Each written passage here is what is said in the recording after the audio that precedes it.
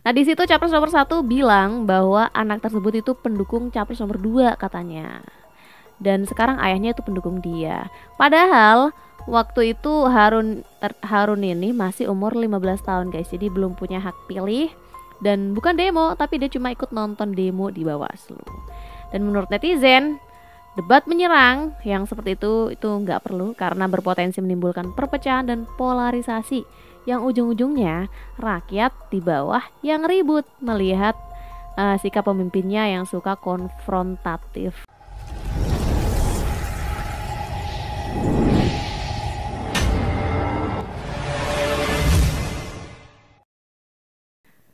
Hai semuanya, selamat datang di Sinergi Update. Yang belum subscribe, yuk subscribe dulu dan nyalakan tombol loncengnya. Guys, pasca debat kemarin netizen tuh banyak sekali yang menyoroti capres-capres yang ada dalam debat tersebut ya. Dan beberapa capres ini merasa bahwa ada salah satu capres yang seakan-akan diserang oleh capres-capres lainnya. Dan capres lainnya yang menyerang ini seakan-akan kompak gitu guys.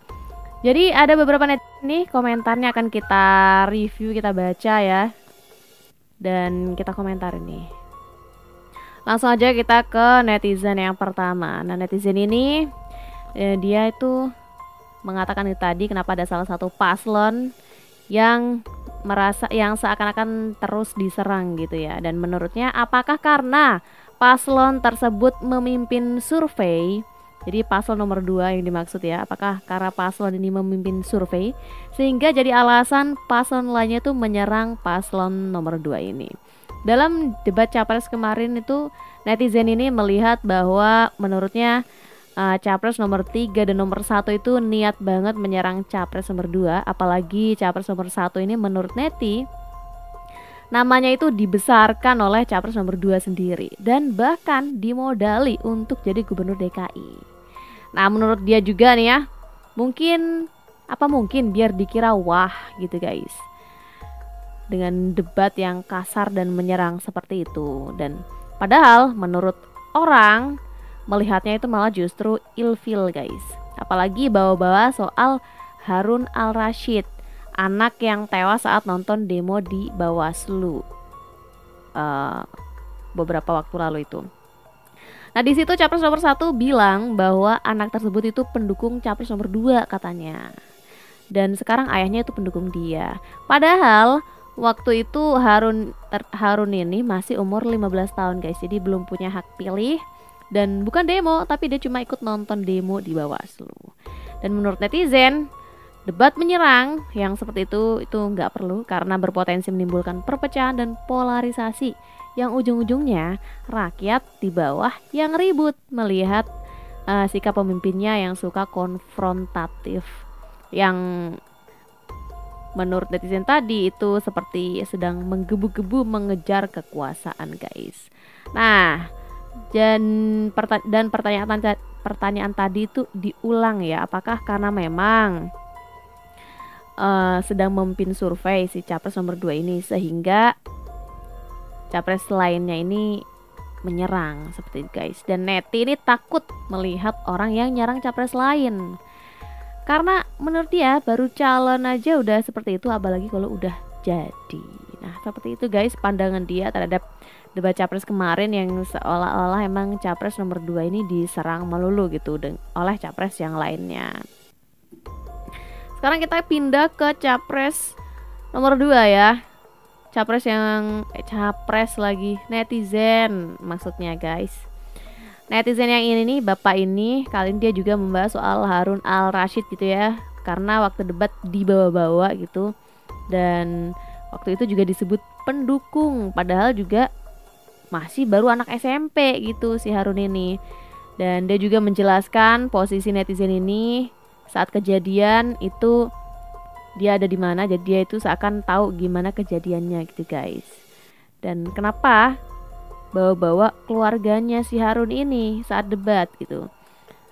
Terus kalau misalnya keluarga Harun Al-Rashid ini dirasa tidak mendapatkan perlakuan hukum yang sesuai gitu ya, netizen kemudian mempertanyakan gitu, emang terus apa yang bapak capres nomor 1 ini lakukan untuk keluarga Harun ini. Apa yang dilakukan jika kasus tersebut ditutup gitu loh, bukan malah dibawa ke debat gitu loh. Apa yang sudah dilakukan, kenapa malah dibawa ke debat gitu. Dan netizen juga bertanya apakah biar terlihat publik melihatnya seperti superhero gitu menurutnya. Apakah dengan membawa-bawa persoalan itu di debat agar terlihat seperti superhero. Nah, seperti itu. Dan menurutnya lebih baik itu berbuat dulu, baru publik nanti yang menilai. Jadi dia mencontohkan apa saja yang sudah dilakukan Capres nomor 2 gitu ya, untuk membela HAM. Jadi menurutnya tuh berbuat dulu, baru publik yang menilai. Nah itu pesan yang ditujukan untuk Capres nomor 1, karena waktu itu dia membawa-bawa Harun Al-Rashid ya, korban tewas saat demo di Bawaslu, yang menurut netizen tadi itu nggak perlu dibawa ke acara debat. Untuk apa? Karena kalau memang dia merasa, si Capres nomor 1 ini merasa ada hal yang kurang sesuai dengan proses hukum yang terjadi saat itu, ya apa yang dilakukan gitu loh untuk keluarga korban ini, bukan malah dibawa ke debat tersebut. Dan ada beberapa fakta yang menurut netizen tadi itu nggak sesuai, seperti katanya anak tersebut adalah pendukungnya Capres nomor 2, padahal kenyataannya masih SMP ya, masih belum punya hak pilih. Seperti itu guys. Dan menurut netizen tadi pesannya adalah berbuat dulu, baru nanti publik yang menilai, seperti itu. Sekarang kita pindah ke netizen nomor 3. Netizen nomor 3 ini merasa Capres nomor 1 ini membranding diri sebagai oposisi, padahal diusung partai yang masih ada di pemerintahan, seperti itu guys.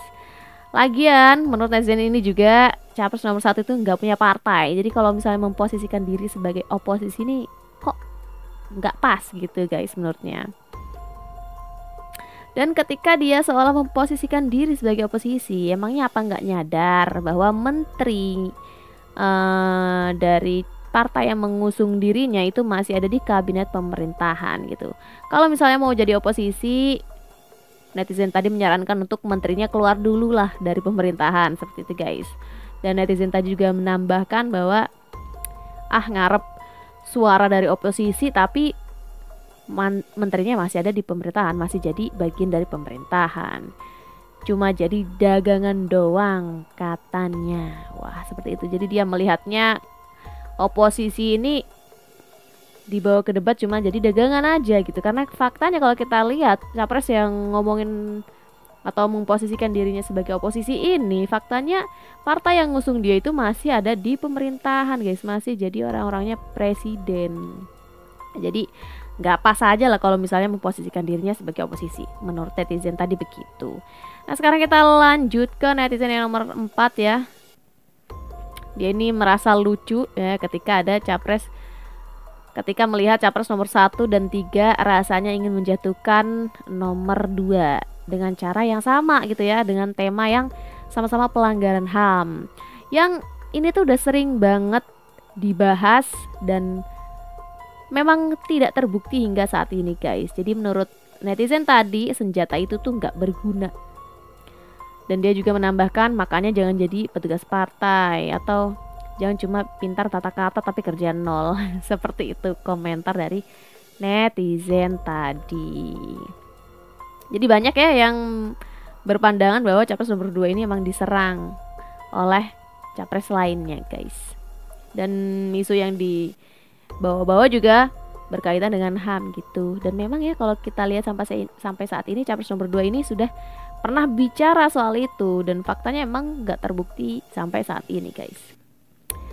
Dan kita lanjut ke netizen nomor 5. Nah netizen yang ini menurutnya Capres 2 ini satu-satunya yang menggarisbawahi kerukunan dan persatuan.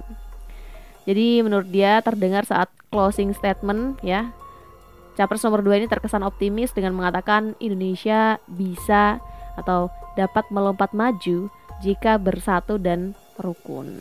Jadi tidak boleh untuk kepentingan sendiri malah mengorbankan persatuan dan kerukunan. Nah menurut netizen tadi Capres nomor 2 adalah satu-satunya Capres yang menyuarakan atau menggarisbawahi soal kerukunan dan persatuan. Begitu guys. Lanjut ke netizen nomor 6 nih. Nah, netizen nomor 6 ini mengomentari capres nomor 1 ya, yang membahas soal rendahnya kebebasan berpendapat. Nah, ini nih. Jadi netizen tadi ngomong akhirnya, jadilah orang yang besar karena perbuatannya, bukan karena mengecilkan pihak lain. Seperti itu. Dia juga bertanya apa sih yang jadi indikator ketidakbebasan berbicara ini gitu ya. Terus dia bilang juga daripada mikirin indikator yang gak jelas, indikator rendahnya kebebasan berbicara yang gak jelas gitu ya, mending dia menyampaikan satu hal yang menggambarkan bahwa indeks kebebasan berpendapat itu tinggi, dengan menyebutkan bahwa approval rating kepuasan masyarakat gitu ya kepada pemerintah Indonesia saat ini itu yang tertinggi di dunia gitu loh. Dan dia juga mengungkapkan bahwa memang walaupun approval rating ini tinggi banget, dibalik itu kritiknya itu tinggi juga guys. Saking tingginya itu juga sampai menyentuh pribadi presiden sendiri. Bahkan dia juga menyinggung soal BEM UGM yang mengatakan presiden itu otaknya kecil. Nah, netizen tadi bertanya, apakah itu juga sebuah pembangkangan gitu guys? Dan kalau rakyat marah, bukankah itu juga kebebasan berpendapat gitu? Itu juga ekspresi masyarakat gitu. Terus akhirnya dari situ dia menyimpulkan pertanyaan, apakah si capres nomor 1 ini hanya ingin kebebasan berpendapat itu untuk yang menentang pemerintah semata gitu guys. Kalau memang seperti itu berarti ya itu adalah gerbong kemunduran demokrasi menurut netizen tadi, seperti itu guys. Jadi capres nomor 1 ini kan bawa-bawa soal rendahnya kebebasan berpendapat. Padahal kenyataannya kalau dilihat dari data gitu ya, approval rating presiden ini kan tinggi. Di balik itu kritiknya juga tinggi sekali gitu loh. Dan nah itu yang jadi pertanyaan netizen tadi, apakah inginnya yang bebas berpendapat ini hanya orang-orang yang menentang pemerintah saja atau gimana gitu loh. Gitu guys. Karena kenapa masih dipermasalahkan gitu loh soal kebebasan berpendapat, padahal udah bebas banget gitu. Nah, lanjut ke netizen yang berikutnya, nomor 7 ya. Kalau menurut netizen ini, menurutnya capres nomor 2 ini kalah debat di kontes kecantikan.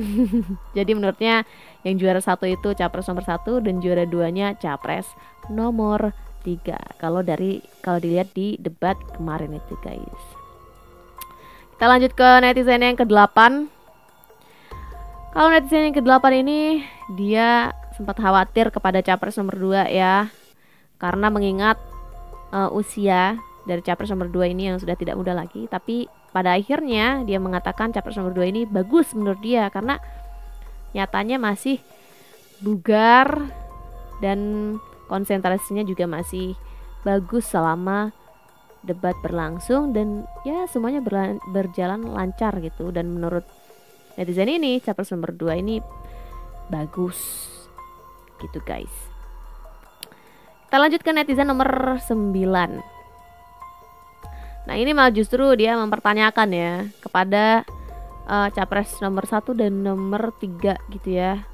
Kenapa malah bukannya menjelaskan soal program, tapi justru malah mengeluarkan statement-statement yang tendensius kepada capres nomor 1 guys. Seperti itu. Dia menyayangkan kenapa nggak program aja yang dibahas, kenapa malah justru seakan ingin menyerang capres yang lainnya gitu loh. Mana programnya, kenapa nggak dijelaskan gitu loh. Padahal kita atau masyarakat ini pengen lihat gitu guys. Ya itu yang dipertanyakan oleh netizen nomor 9. Kita lanjut ke netizen yang terakhir ya. Nah ini netizen ini dia bertanya-tanya kenapa tiba-tiba capres nomor 3 ini jadi kritikus dalam debat tersebut gitu kan. Seperti sebelum-sebelumnya ya, kan debat ini kan inginnya rakyat ingin melihat gagasan atau program apa yang disampaikan atau yang dimiliki oleh para capres gitu ya. Tapi yang dilihat oleh netizen ini justru beberapa atau salah satunya capres nomor 3 ini seakan-akan malah berubah jadi kritikus guys, yang mengkritik pemerintah, ibaratnya seperti itu guys. Kenapa malah gitu. Nah oke guys, jadi itu beberapa komentar netizen ya mengenai debat kemarin, dimana menurut mereka capres nomor 2 ini diserang oleh capres lainnya. Ada yang dengan tema sama, yaitu tentang HAM. Ada juga yang ya itu tadi tiba-tiba menjadi kritikus pemerintah ya, soal kebebasan berpendapat misalnya, atau yang lainnya gitu guys. Ya kalian bisa nilai sendiri bagaimana menurut kalian. Apakah kalian juga punya pemikiran yang sama dengan netizen-netizen ini, atau kalian punya penilaian sendiri terkait debat capres beberapa waktu lalu itu guys. Silahkan tulis pendapat kalian di kolom komentar ya. Jangan lupa like dan subscribe channel Sinergi Update untuk informasi update dan menarik lainnya. Sampai jumpa di lain video. Bye.